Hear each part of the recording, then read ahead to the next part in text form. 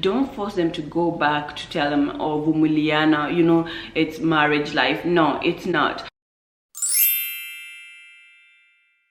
Hi guys, welcome back to my channel. Today is Mental Health Tuesday.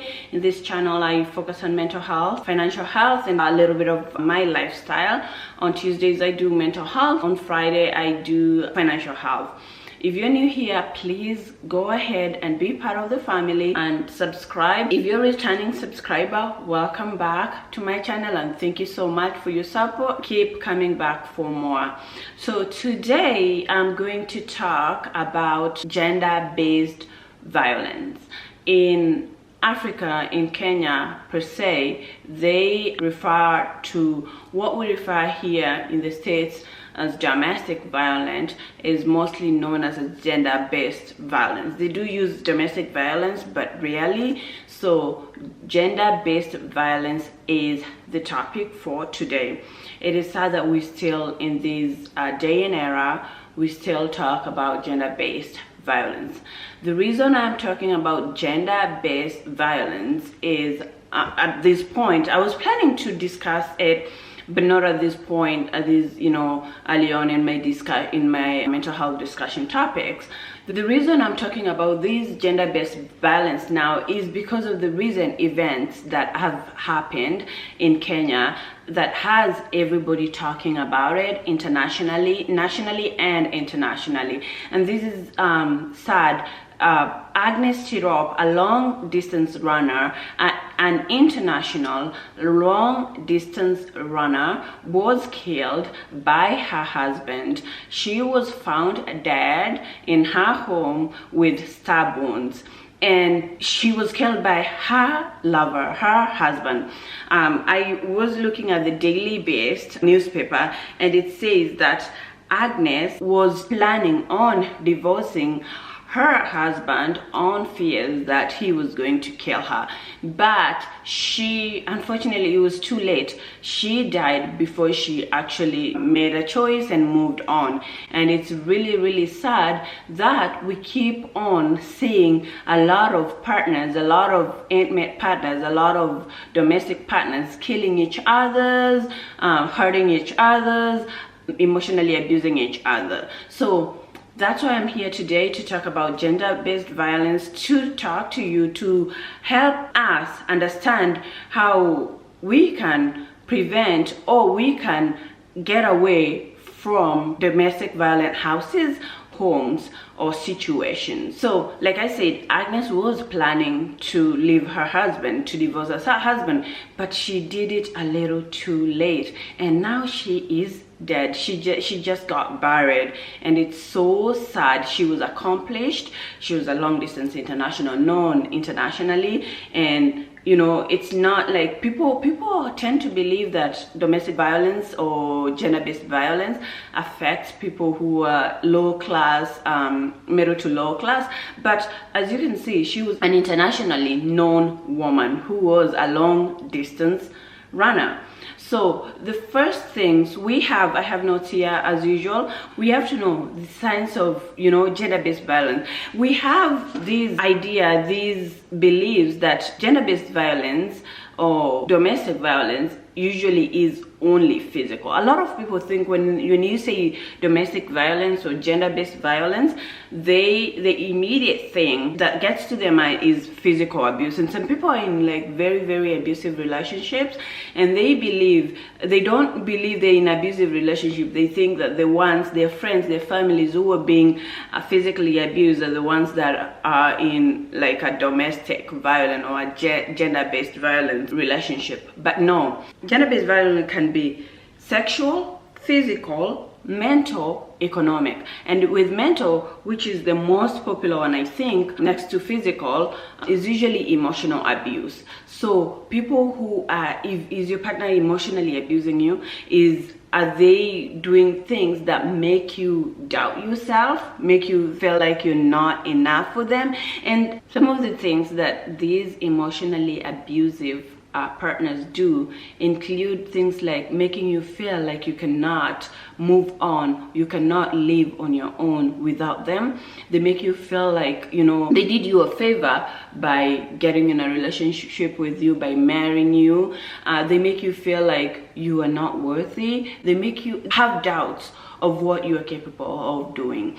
And in today's video, the main point, the main topic that I'm gonna discuss is how to get out of a domestic abusive relationship as soon as possible. How to get out. First of all, you should, once you're in a relationship, in a domestic relationship, when you're living with somebody, you should, from day one, you should always have a plan. And this is not to like, not a plan that, oh, it's gonna fail, it's gonna end up in a domestic violence plan. No, it's a plan, it's an imagined plan. Something, if something happens, something that not necessarily has to be, you know, domestic violence, something like, you know, somebody loses their life or anything like that. You have to have like, first of all, you have to have emergency funds. As a woman, I'm talking to, these domestic violence can affect both men and women alike, but today I'm focusing on women because of course, Agnes Tirop. So the things that you need to do first include like having your emergency fund. Always talk about emergency fund in my Financial Friday days. Number two, you always have to have a separate account from your partner. You always have to have that, because if things go south, at least you'll have money to start life afresh. You always have to think about these things. Another thing, it's best to have a confidant. This can be your mother, this can be your sister, your brother, or your best friend who is not a friend of your partner, who will keep you sacred, who will be there for you. So if things go south, if you start having like domestic issues and you think that this is gonna go south, before it even goes south, have a plan, have a moving plan. If you need to keep together money really fast, try to do it fast, but always have an immediate plan. What if something happens right now? What am I gonna do? How am I gonna get out? If you have children, get like a code that you and your kids understand, something common knowledge code, but that your partner will not even think that it's something that it's related to that, because these abusive partners get even more abusive if they realize that you are trying to leave them or you're trying to move on without them. So have that code. Your kids' teachers, make them aware of things. You don't have to give them details. When you have kids with an abusive partner, it's even worse, because you know you have kids, they have the rights to their kids like anybody else, like you. So you have to be very, very careful. Have a safe box somewhere safe, not in your home, preferably with your documents, your children documents, some domestic violence abusive documents if you've reported them to the police, or a journal that you've been writing what has been happening. Have it in a safe somewhere, maybe with that friend, with that trusted person that you have, or somewhere in a safe, somewhere where if you have to leave now, you don't have to go scramble around to find it. So have that plan. Also, your phone, you know, most abusive partners, especially emotional abusive partners, they usually will put like a tracking device, they are spying your phone and stuff like that. You can get a secondary phone that they're not aware of and have that phone ready for emergency.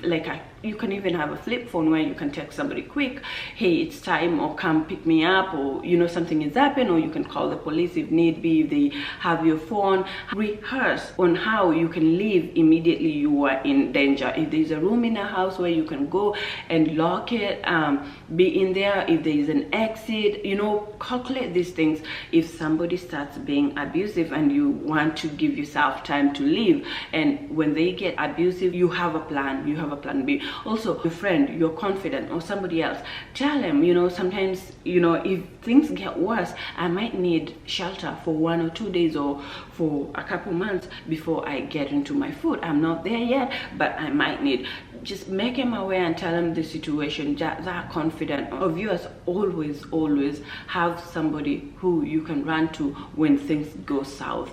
But if you're planning on moving on, you will have, probably if they're super abusive, you'll plan on maybe changing the route to work, changing the times that you go to work. You might have to notify your employer or neighbors or somebody just to keep an eye on you, to make sure you are safe, and talk to law enforcement so that they can keep an eye out for you and also charge the other person. I hope it never gets to this, and above all, always pray to God. Start your marriage with your relationship with prayers and build it in the foundation of praying. I hope this video will help somebody out there. It's really hard, but one thing I like to say before I end the video is, like, you can do it. You can start from zero and be something.